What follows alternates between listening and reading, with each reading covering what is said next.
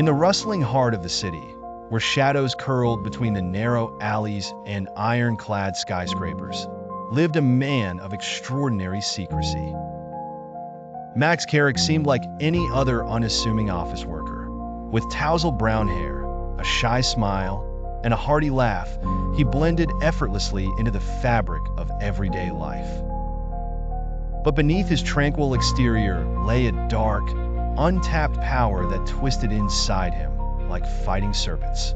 Max was born with an unusual gift, one that his ancestors had tried hard to conceal.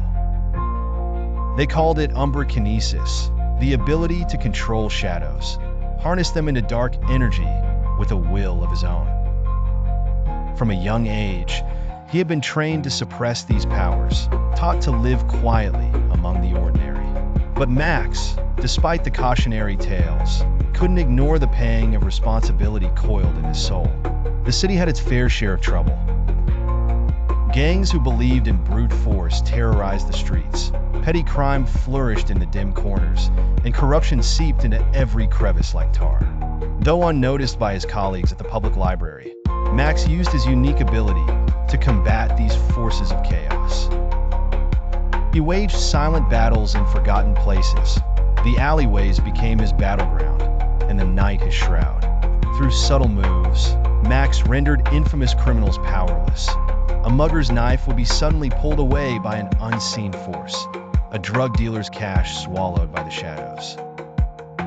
Gang leaders found themselves tangled in tendrils of darkness at crucial moments. His deeds went unreported and his name unsung. Yet quietly, he dismantled the webs of deceit and brutality one thread at a time. Then came the day when his powers were truly tested. A notorious criminal syndicate led by the merciless Ivan Blackwood began to set its sights on the city.